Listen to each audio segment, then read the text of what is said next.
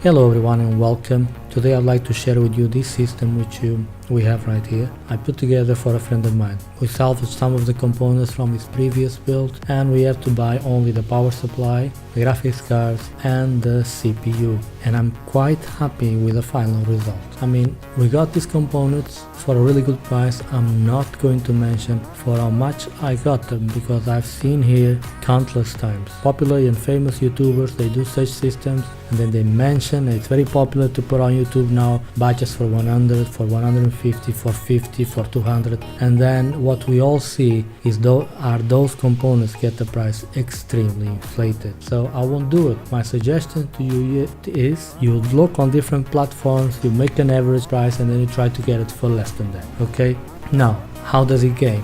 Really good. I mean, on CSGO I started with Ultra and then from Ultra I changed it and ended up on low because I believe on CSGO, even if you have low refresh rate monitor, such as my friend, he has a 1080p 22-inch 60Hz panel, but on CSGO, the higher the frame rate, I think, the better. I'm not a CSGO expert anyway.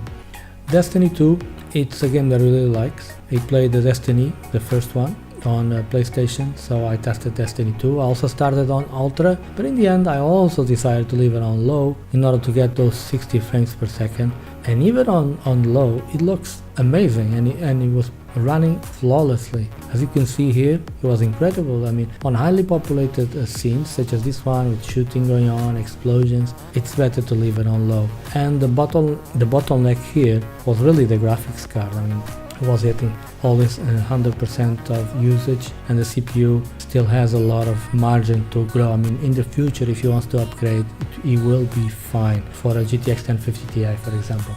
Call of Duty Black Ops 3, I did the same thing. I mean, started on Ultra, in the end also left it on low because I wanted to hit those 60 frames per second average, which we were able to do so. 1080p 100% resolution scaling, okay? 1080p 100% resolution scaling and on low, and it was playing really nice, no stutter, really smooth, which you want to be on this sort of game, especially when it's going to be playing multiplayer games. It has to have at least those 60 frames per second frame rate. Dying Light, it's not a multiplayer game. I mean, you can actually play multiplayer, but it's like co-op. 1080p, and I set between low and ultra, mixture.